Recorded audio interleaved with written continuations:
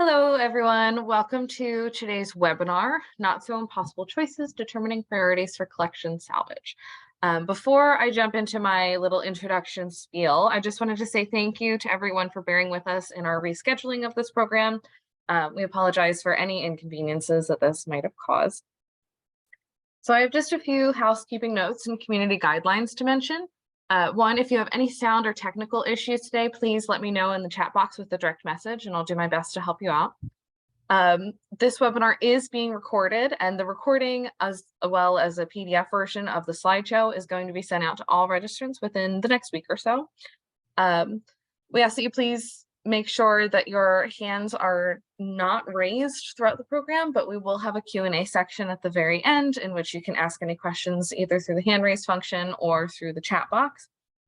And then finally, we just ask that you hold each other with mutual respect, come to this space teachable, and stay engaged with our presenter throughout this program. And so before we jump in, I just wanted to share a little bit about the Documentary Heritage Services for New York program. DIPSNY, as we like to call ourselves, is a collaboration between the New York State Archives and the New York State Library, with services provided by the Conservation Center for Art and Historic Artifacts. DIPSNY is a statewide program that provides free planning and education services to support the vast network of collecting institutions, such as archives, libraries, historical societies, museums, and other organizations that safeguard and ensure access to New York's historical records and library research materials. DIPSNY services include archival needs assessments, preservation and condition surveys, strategic planning assistance, and access to a wide variety of educational programs, such as this webinar. So to learn more about our services and what we do, please visit dhpsny.org. With all that, I'm going to pass things over to Dyani to get us started with today's webinar. Great. Thank you very much, Leah, for that introduction and getting us all set off together. Okay. With this, I'm going to turn off my video just so I don't distract myself. I'll be back at the end when we have the Q&A. So one sec. Okay, so as Leah mentioned, my name is Dyani Feige. I'm the Director of Preservation Services with the Conservation Center for Art and Historic Artifacts. And I am here today to talk with you about determining priorities for collections salvage during emergency or disaster incidents. Often in disasters, you physically cannot save it all, so you will need to make some decisions about what to salvage first. It's crucial to have some idea of what those guidelines will be in advance, so you're not in the position of having to try to make the decisions on the spot in a situation that is already quite stressful. This can be one of the most challenging decisions for collecting organizations to have to talk through. So it's very helpful, again, to have some guide in advance. All too often when I ask folks what the most valuable parts of their collections are, the natural and understandable response is all of it. I am not in any way criticizing that logical and human response, but unfortunately, it's just not possible in some circumstances to be that all-encompassing. At the very least, even if every last item is salvaged and fully returned to its pre-disaster location and condition, you have to make some decision about the order in which you act. So today we will go through some tools and guidelines that can hopefully help with those challenging decisions.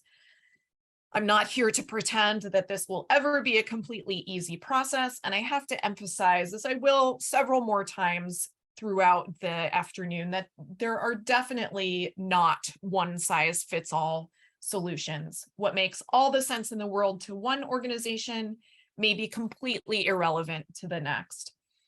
Before we really jump in, just final caveat of what to expect from this program.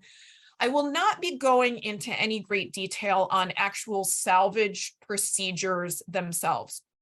The Conservation Center and DIPSNY have resources in other places, both recorded webinars, and we do teach in-person programs on salvage procedures for collections. So while, I may briefly touch on some this is what maybe you should do with this type of material. It's not going to go into any great depth. The other thing I'll mention before we jump in, you are welcome to drop questions in the chat as we go along, but I probably won't see them until the end, until the Q&A period. It's just challenging for me to switch back and forth. So hopefully if anything, urgent that needs my attention comes up, Leah can alert me there, but we should have plenty of time for questions at the end. So before we really dive into collections priorities, let's get on the same page with some terminology. First off, distinguishing emergency versus disaster. We do often use these words somewhat interchangeably when talking about this work, just in a conversational sense, but be aware that people do differentiate between these terms. We can think of an emergency as an unanticipated event that requires immediate action, but is usually somewhat contained. If emergencies aren't handled quickly and efficiently, they can turn into a disaster that affects a larger community and requires more than local resources. A disaster can also be a disaster from the sheer scale of the event. So that's one way to think about it, with emergency as a more acute event that you may still have some control over, and as a disaster as a bigger event that is more complex. But either way, folks are going to know what you're talking about. I do think it's true that for our field in collections, in archives, libraries, etc., unfortunately, it can be easy for emergencies to turn into disasters. So important to be aware of what is entailed. Just another level setting slide here, the emergency management cycle. Something that's often said about emergency management is that it is an ongoing process. It is never over and done with. Preparedness, the part we have the most control over, is just one part of the emergency management cycle, and each step informs the next. How you prepare guides your response. How you respond affects your recovery, and what you learn from recovery informs your ongoing mitigation strategies. Recovery from even a small incident you may have can help you to improve your prevention and mitigation going forward. While I very much hope you will not have to go through major emergencies with a great deal of response and recovery, it is so important to prepare for each of these phases and get the plans and systems and processes in place so that if and when something happens, you'll have resources lined up. Now, my final just kind of level setting slide before we jump into the prioritization is hopefully this goes without saying, but whenever we're talking about working with collections in an emergency context, we are assuming that personal safety has already been taken care of. The safety of staff, personnel, visitors, any humans on the scene or in the area is and should be the priority. We should never take any actions with the collection until human safety is assured, the building has been assessed, and everything is deemed safe by the first responders.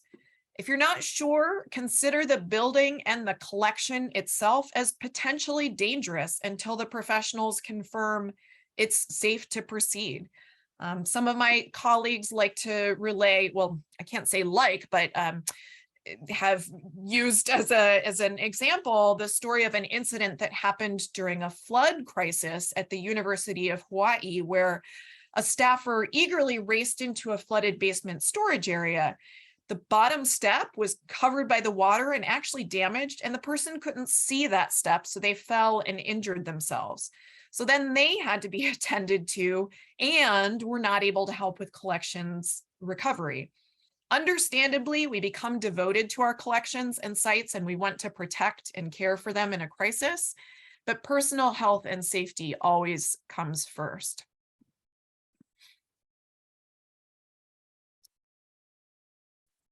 In both the planning phase as well as response phases and everything that comes after, there are many things we need to prioritize.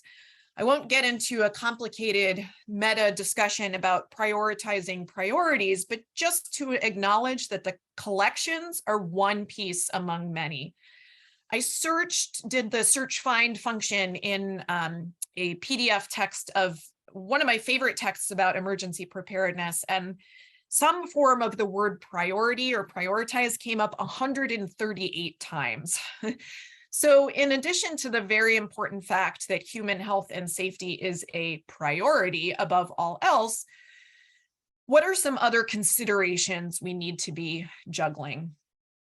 All emergency preparedness and any semblance of intentional organized response comes from some level of a risk or vulnerability assessment. This is where you're assessing all of the potential threats to your site, building, and collection, and making decisions about likeliness as well as potential impact. From this comes the need and the next step to prioritize mitigation strategies, those actions that we can control to hopefully lessen the damage and impact of emergencies or disasters, even if we can't fully control the event. Part of the risk assessment will include, to a lesser extent than a really targeted discussion, some determination of which objects, collections, or groups of collections should receive priority and protection before the event, and also in handling and moving and/or salvage during and after the event. We also have to prioritize who we are going to contact, not only staff and volunteer, as is up here on the screen, but specialists, service providers, first responders. You can't call everyone at once, so setting up those procedures and processes for phone trees and kind of order of contact is going to be critically important. And then, of course, prioritizing the actual action steps you will take in the initial response phase is unavoidable as well. So a lot of these, in a way kind of go without saying, but just to, maybe to help you all make the case to set aside time to have these challenging discussions. When you set priorities in advance, you gain time and do not try to protect or save objects of lesser importance or risk, at the expense of those that truly deserve attention. Lack of an action plan will result in a lack of direction, ultimately resulting in waste time and the very real possibility of collection loss. Having a systematic evacuation procedure with prioritized collections allows employees and other responders to pack priority objects, documents, and so on, and to quickly find and locate them before and after the salvage procedure. External responders, such as, first responders, volunteers on the scene, they need some guidelines. This includes folks like first responders from emergency management agencies, from the fire department, the police department, possibly even security officers who should ideally have access to a list of high priority objects in case an emergency occurs when no institution, staff, or administrators are available. And then finally, when you consider the importance of prioritizing those collections that are mission critical, more on that in a moment, you help identify the objects that can best facilitate the organization maintaining its identity and continuing to fulfill its mission. In extreme scenarios, if some of the most critically significant and valuable collections were completely lost or destroyed, an institution's very identity might be altered, but we'll discuss that piece more in a bit.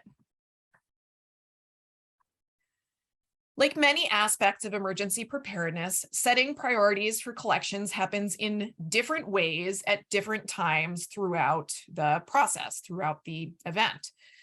Setting priorities at a broad level begins during the emergency planning process and then will be refined and informed during real emergencies. Then, if and when you actually have to use the plan and use your priority list, chances are there may be lessons learned from the actual experience that may inform the way you think of what was previously just hypothetical. This is just a kind of a different, more broken down way of thinking about a similar concept, but actually breaking out kind of at each phase what is actually included within the prioritization process. So certainly during the planning process, and we'll talk a lot more about that throughout the rest of the session, you're determining collections priorities and recording in your plan.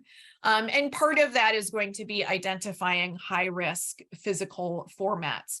You're also going to be determining a method for locating them during the response. More on that also in a bit. During initial response, you will be physically locating those priorities for urgent evaluation. Factoring condition into collections priorities will determine the order of removal and treatment during salvage. And then again, during the actual recovery, which is a phase after the initial response, we're determining the order of salvage operations depending on priorities and conditions. So what will we actually be cleaning, treating, etc. Okay, so how are we actually going to sit down and make some of these decisions?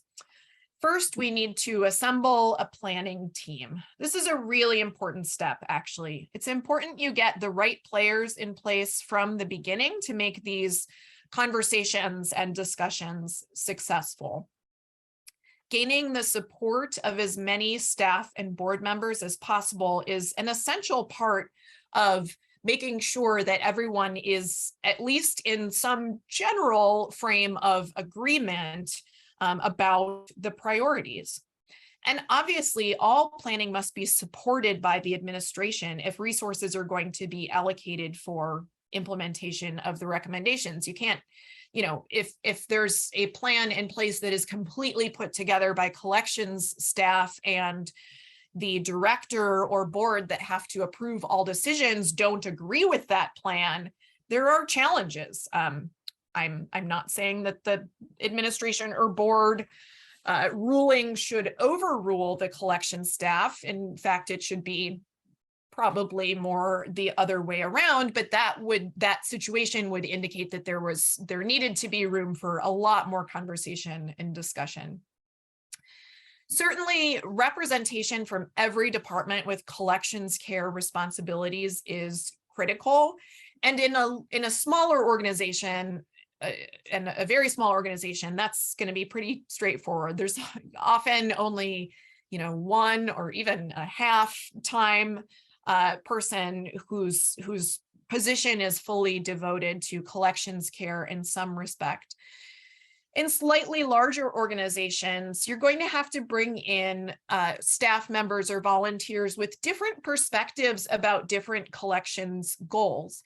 This will often mean, in a museum environment, this may mean, either conservators or collection staff and curators. In a library setting, this might mean, again, the kind of the collections management technicians, preservation staff, and the subject specialist librarians or rare book and special collections directors. So different institutional stakeholders are going to have potentially different perspectives and goals for the collections. So you need as many of those to weigh in. as possible. It's important to get something down on paper during these initial conversations for people to react to and discuss. So for as soon as possible during the process, I would recommend start sketching out some potential lists that, you know, can be distributed and commented on throughout the team. So it's not just remaining hypothetical at this higher level throughout all of the conversations. And also, sometimes this process can be really helpfully facilitated by an outside consultant, someone who doesn't have a direct stake in the collection's outcome, but is there to bring kind of their outside perspective and potentially collections expertise.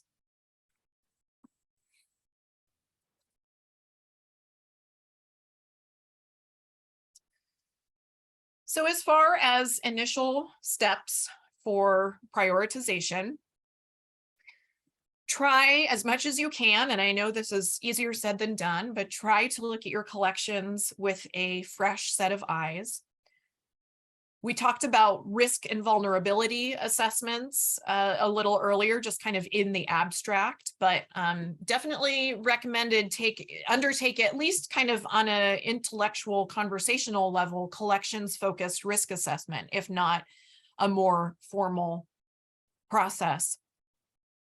Mentally group objects that would be impacted in similar ways by disasters. We're going to talk in a moment about physical considerations and format considerations for preservation concerns during disasters. So coming up with those lists can be really helpful to at least mentally group collections and objects. And then we'll get more to this in a few slides, but it can be really helpful to put together something like a prioritization matrix for decision making. I have an example of one. I have several examples of criteria lists and tools from other organizations that I'll share. They'll be in the slides and therefore sent out with the presentation.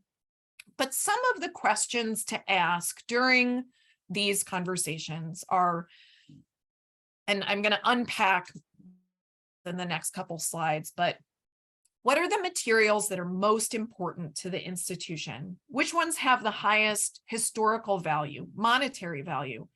Which collections are most sensitive to water? A priority might be an individual item, or it might be certain shelves or boxes or areas that house certain types of collections. So we have to think about grouping collections in all different ways. We're not trying during this process to go object by object through the collections or for an archival collection, you know, collection by collection, but think in terms of groups by location, by material type, by collection level if you have multiple. These are all criteria you might consider. It can be very difficult to sort out what's the most important for your site, and you should give yourself plenty of advance time for discussion. Setting these priorities helps determine how important each asset is to the institution, thereby indicating assets should be protected before others. And that, again, that kind of goes without saying that we're on the same page with that being here this afternoon, but I think it's important to point out. So now I'm going to break this down just a little bit, and I'm actually only going to look at it from two different perspectives. They're big perspectives, but I'm breaking things down into mission critical collections and physically vulnerable collections. Those are two big ways to think about prioritizing.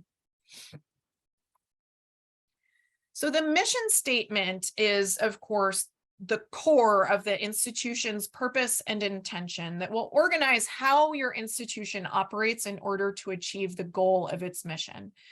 This is the guiding source for all other plans and policies. Mission statements provide focus and direction for every aspect of collections management and development, and help determine where to invest your resources. So really, you should be turning to your mission statement every time you make preservation decisions, as well as when you develop or rework your policies. If you have these other policies and or plans in place at your institution, all the better. You will look to these as well to determine what, from a value perspective, is the most critically important to your collection. If you have a collections development policy in place, or if you have a well-developed scope section within a collections management policy, consult these while making these prioritization discussions, because these will give lines on what are considered the most essential core sections and scopes of your collection. The sections of collections, or excuse me, the collections that without these objects or collections, your institution or your division, your department would not be what it is today. For museums, these are often objects and collections that are central to the institution's mandate, mission, services, and programs. These are items of high historic, scholarly, or monetary value. These are items that are central to the organization's exhibit and display plan, and possibly its education programs. And of course, there are objects or collections that are impossible or difficult to replace. For library and archival collections, there's going to be different needs to support programs. There are going to be decisions made over the relative rareness and relative significance of particular collections in a special collection archival environment. Chances are a lot of your holdings are almost completely unique to your organization. This is where we'll take a bit of a sidestep too and have a conversation about value and all the different types of value that might be considered in historic and cultural collections. This, of course, I think we're probably all on the same page. This is different strictly from monetary value. Monetary value is one among the various values that are important to consider, but it's just one among many. So we also have to consider intellectual value of the materials in your collection. And this can be either evidentiary or informational. Evidentiary value is the primary value of the material relating to the process of creation rather than necessarily the content of the records and why it was created in the first place. This documents the creator and their activities. So this is again, it's why using the example of a document, why the document was created in the first place. In a financial ledger, the evidentiary value is to record the financial transactions of an entity. Informational value is the usefulness or significance of materials based on their content. So this is often sometimes considered kind of secondary value, intellectual value that was not originally intended in the purpose of putting this information down on paper. A really good example here are immigration records. Immigration records, they were created in order to simply document the physical transfer of folks from one area into another, but they really contain a wealth of information for genealogists, of course, that were not necessarily part of their initial intent. Intrinsic value is the value of an item as an object. So this might be something that includes important signatures or handwriting. Administrative value documents the actual workings of an institution. Aesthetic value, that's, you know, the value of the appearance of something. This is a consideration that's going to be a lot more important for a exhibiting organization than necessarily a fully research-based organization. So just one example of how our organizations are all going to have different considerations. Legal value can be significant based on if you're dealing with records retention schedules, the need to hold on to something for legal purposes.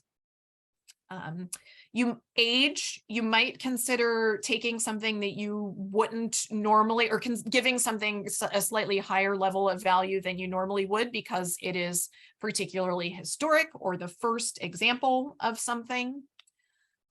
Rarity, of course, is pretty straightforward. Commemorative value, the value of something as it commemorates or memorializes a particular event or individual.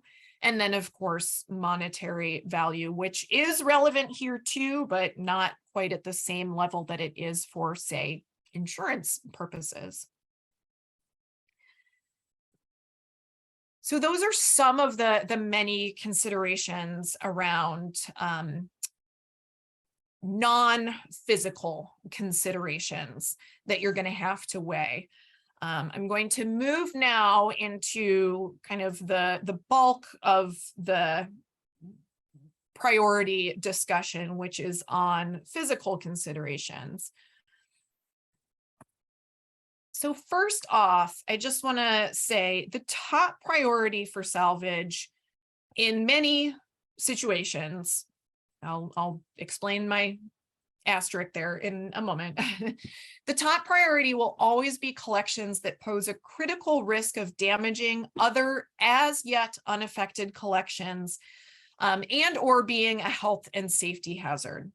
Now, and this would include, as is indicated on the screen, active or inactive mold. I would say active is more urgent than inactive.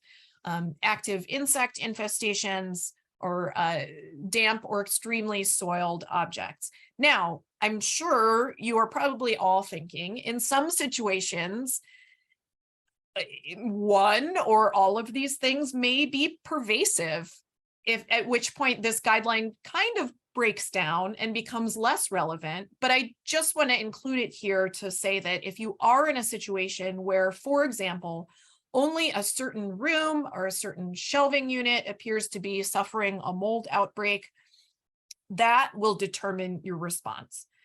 This might be a case, however, where depending on the scale of the urgent or contagious issue, you may actually decide to relocate the non-impacted collections to a different space in order to protect those.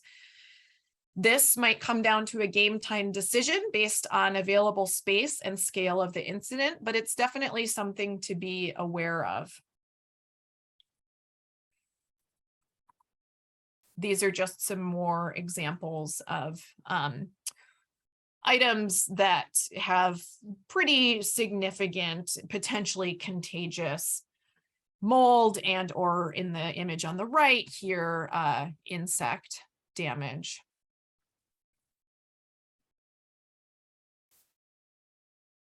In considering physical vulnerability, there are a number of resources out there that I will provide with the, there's a resource slide towards the end of this presentation that includes links.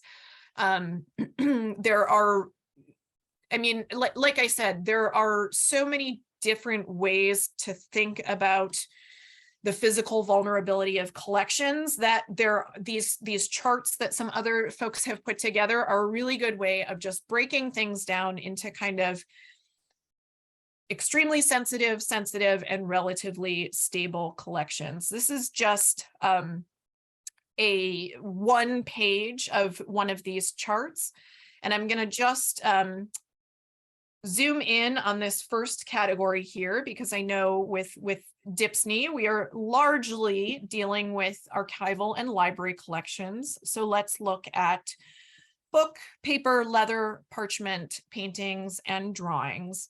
And I'll go through some of these in a bit more detail in the next few slides.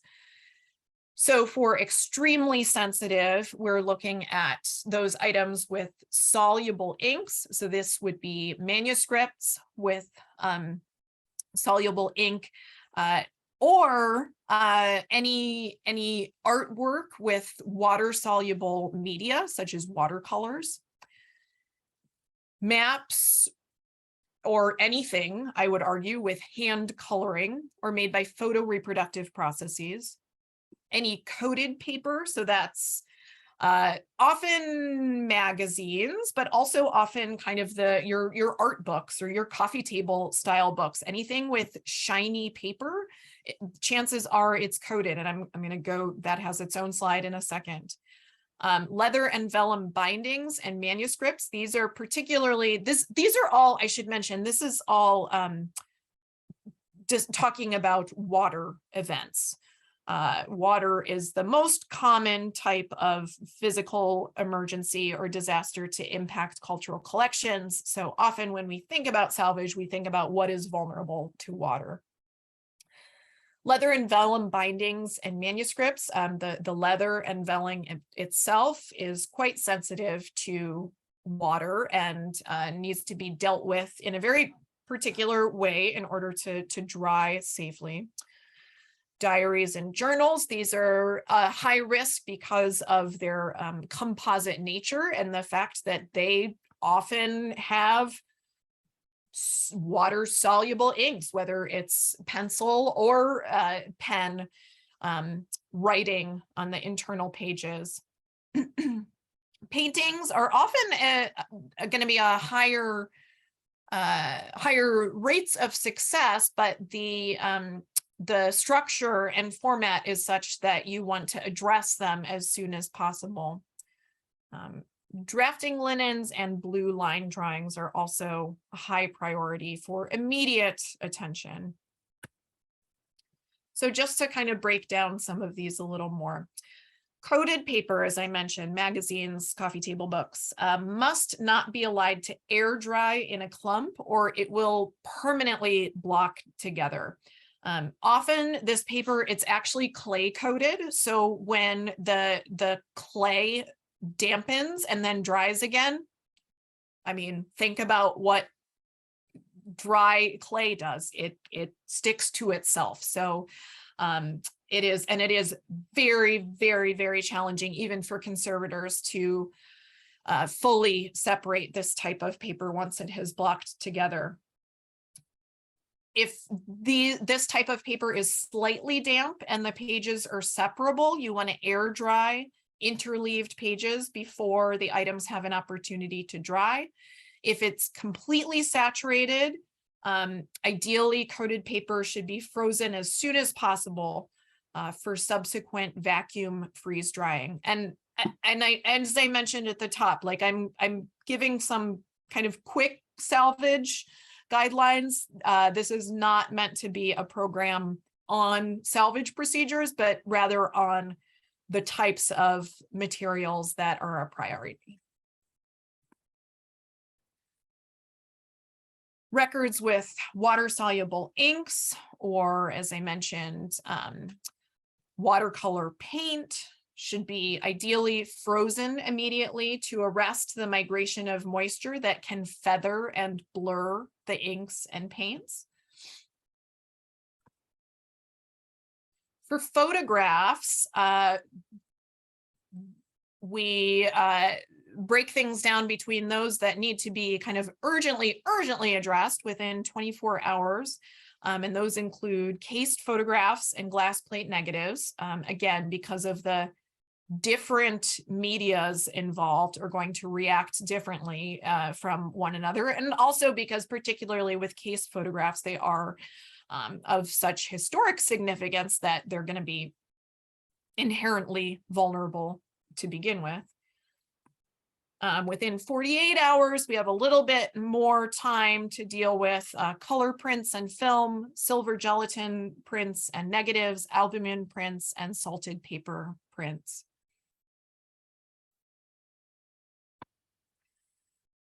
I mentioned that I'll be sending out some resources that kind of relay this material in the chart format. Another really, really fantastic resource that hopefully many of you are familiar with is the American Institute for Conservation's Emergency Response and Salvage Wheel. One side of the wheel lists critical stages and steps for emergency response actions, and the other side has guidelines on collections salvage techniques for a few different types of collections. You can purchase this through the AIC website. It also comes in a Spanish language version. It has magnets, so you can tack it on your filing cabinet or your office fridge, so it's easily seen and accessible. And this also has a bulleted list, including materials that are more prone to water damage. So again, parchment and leather, coated papers, scrapbook photo albums, cased photos, prints, textiles with bleeding dyes. That's one we didn't talk about in one of the previous slides, etc.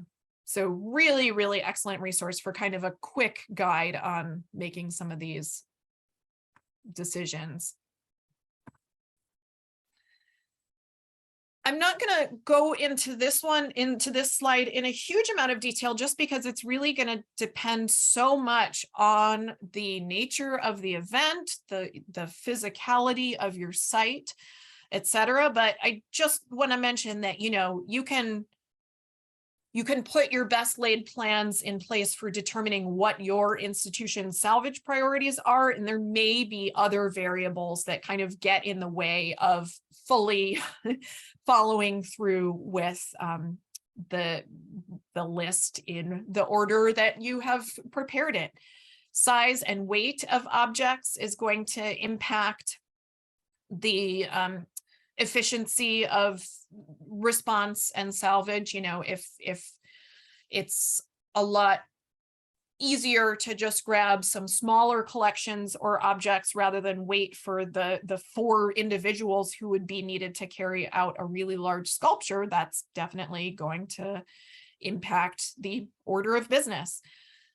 Location of objects, some spaces in a particularly severe disaster, some spaces may be off limits longer than others. So, if your top priority collections are in a space that is, from my earlier example, has a layer of floodwater on the ground, that you're not going to be able to proceed with that salvage. And then, of course, both of these are just going to influence the actual access to objects and the ease of movement and transport.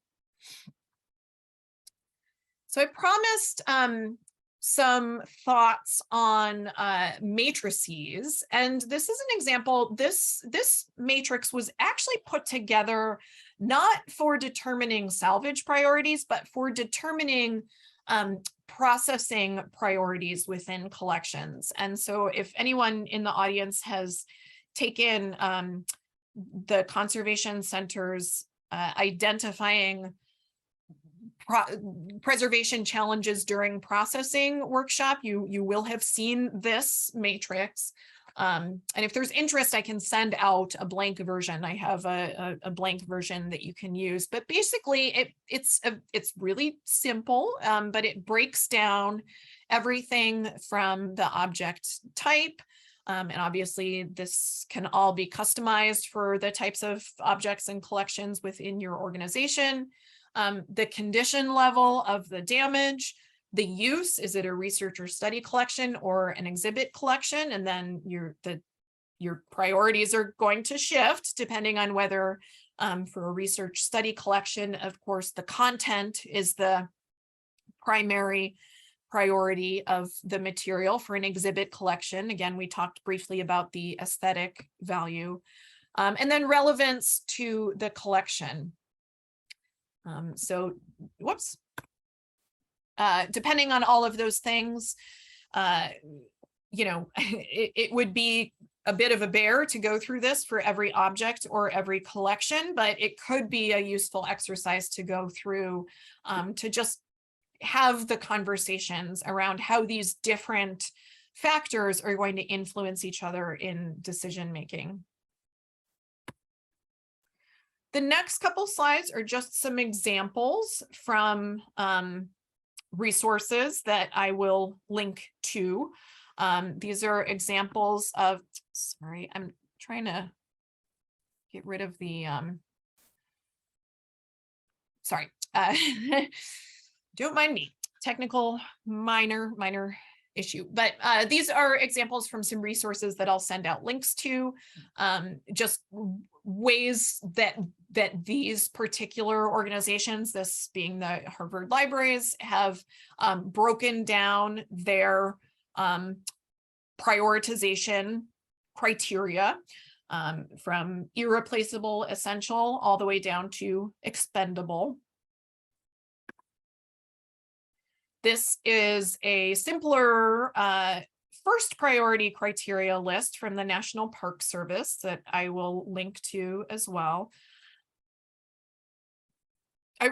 This is great. These are all very important criteria. I really like the Harvard one just because it has these kind of different levels. It's acknowledging that it's not, we're not only thinking about the top priorities, we're thinking about kind of our order of business and having to make decisions beyond the top levels. This session is not even really getting into the very important fact that it's not just collections that need to be prioritized for salvage. If you are physically rescuing materials from a vulnerable or damaged space or site, there is other stuff that you are going to need to make sure is rescued and salvaged as well. Hopefully now a good deal of this is online and has backups, but this is a very important place for me to mention that the critical importance of having backups and redundancy of vital information and records.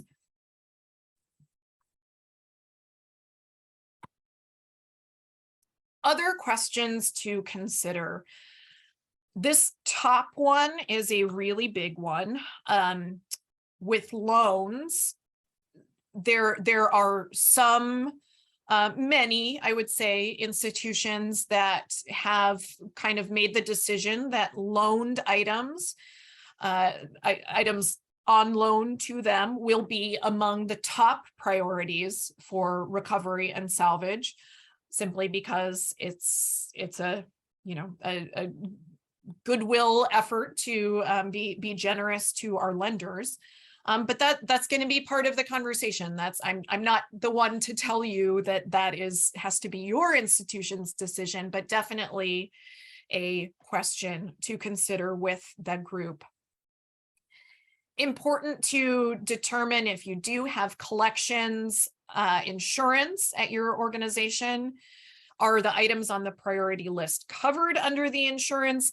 And is there potentially a difference between items that are considered priority and not on within your insurance policy? Does your insurance policy have any specific requirements around the priority collections?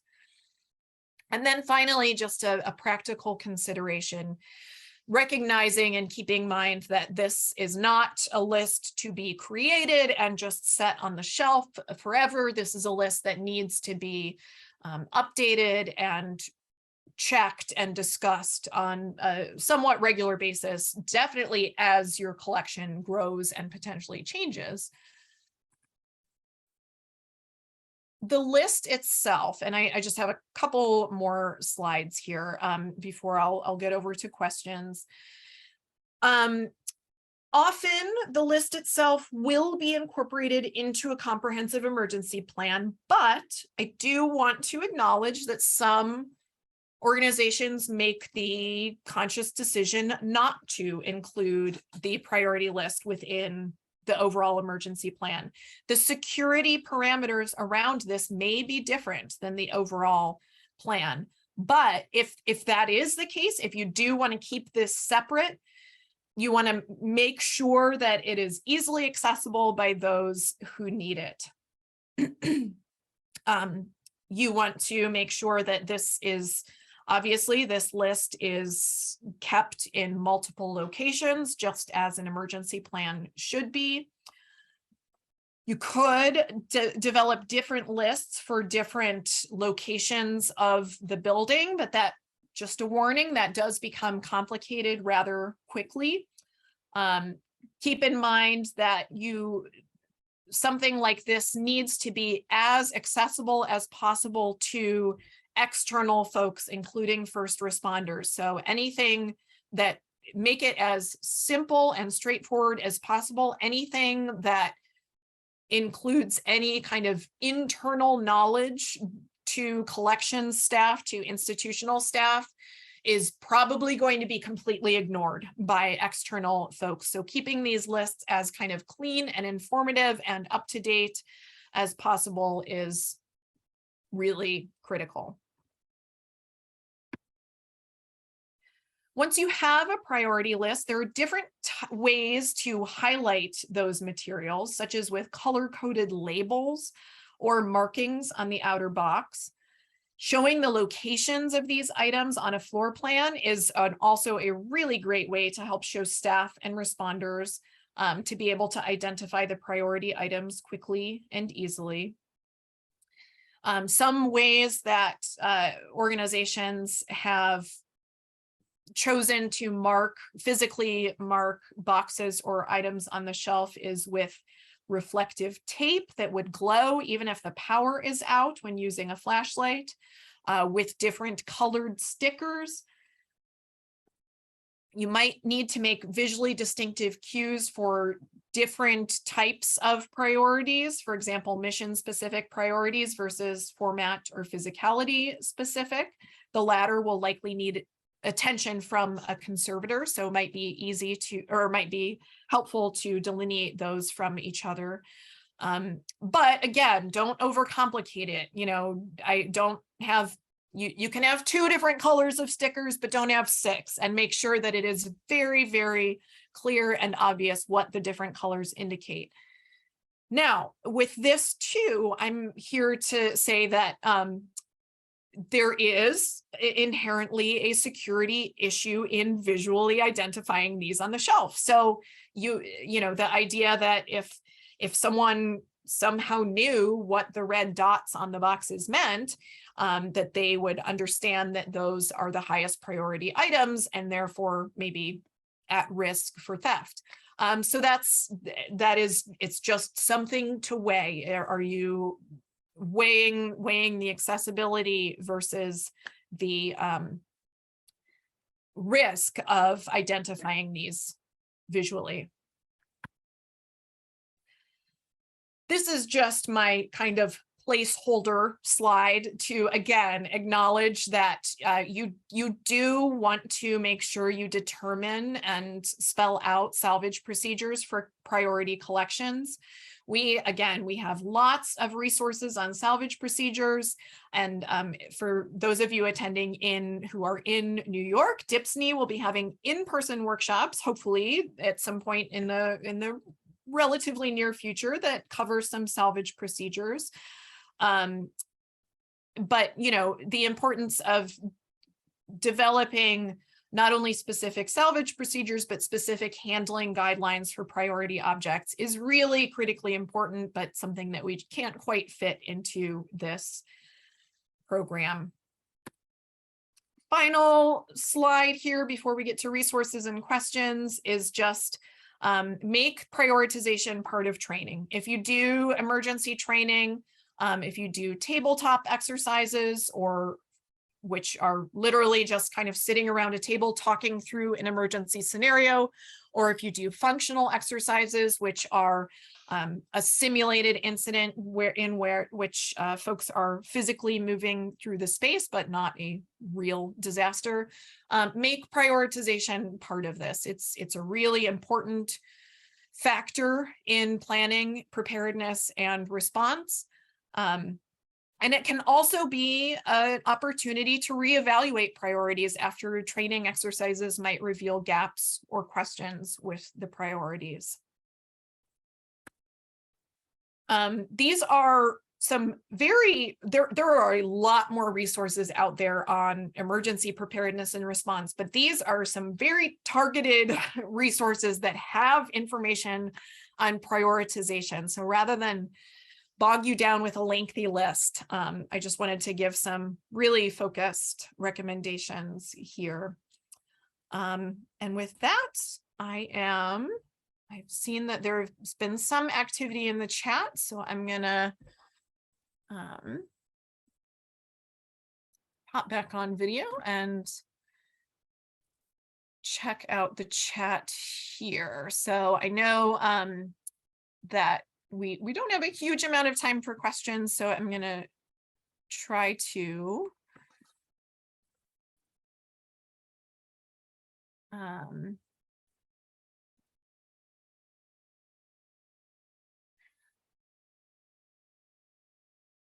let's see, I'm gonna try to make sure.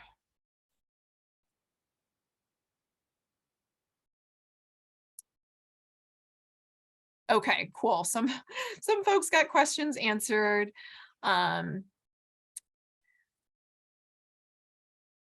Let's see, I'm gonna just take a stab at, there is a question. The first question that I got is a really, really good one. It's maybe deserves attention in a wider context though, but what should a museum or library building open to visitors do to effectively preserve and protect their collections if they're located in a geographic area now prone to yearly, ongoing, frequent disasters? That is an all too important reality. I will just say, again, this is a plug for some of the other programming that DIPSNY has on emergency preparedness. You know, both a number of recorded webinars, and we'll be doing some more targeted programming in the future.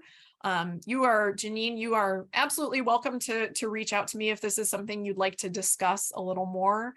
I'm gonna try and jump on a question about prioritization, but think that is all too true and challenging. Although I think we can identify priorities within archives. How do you set priorities that will actually be taken into account in an emergency when the higher agency administrators most likely dismiss the need to salvage anything in archives and focus its efforts on items in other part of the buildings? And I suspect emergency responders wouldn't be given a clue that there was anything important in our storage areas. Yeah, this is a huge challenge, and this is really, it's like an internal advocacy question. How do you make the case for the importance and significance of your division within a larger entity? And I don't know the details about your institution and, you know, what other types of collections or assets may be present in the building, but I mean, I would just say here, to the extent that you are able, and again, this might be easier said than done, but I would recommend, you mentioned you're within an archives, I would recommend archives staff try to make contact with first responders. Maybe if you're in a larger institution, maybe there is, you know, an institutional protocol that, you know, these are the people who interface with the police and fire departments. If possible, have the police and fire departments in to tour the archives. You can, if you have a space to do so, you can give them food and treats in a space away from the collections.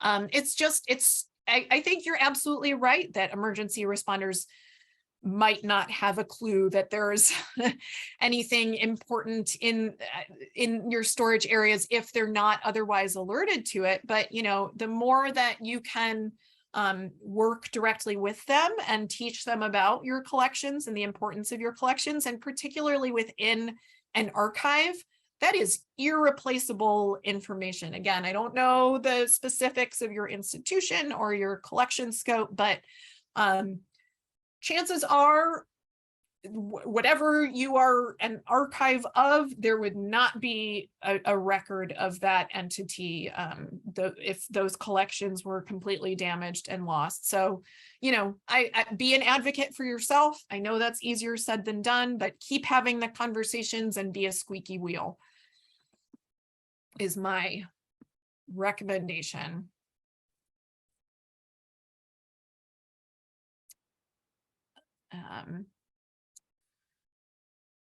And then, okay, great. So Margaret had her question answered. Someone else had a question, I think, for the group. Has anyone had their entire collection evaluated for insurance purposes? I'm not sure if anyone else wants to weigh in on that. The other question that I got, and I know we're just about at time, but I wonder how we can proactively convince management to back the preventive work that might need to help avoid the need for salvaging. That's a great question too. And I think if I'm interpreting you correctly, you're saying, you know, don't defer maintenance, you know, actually pay attention to the risks and vulnerabilities that face our collection.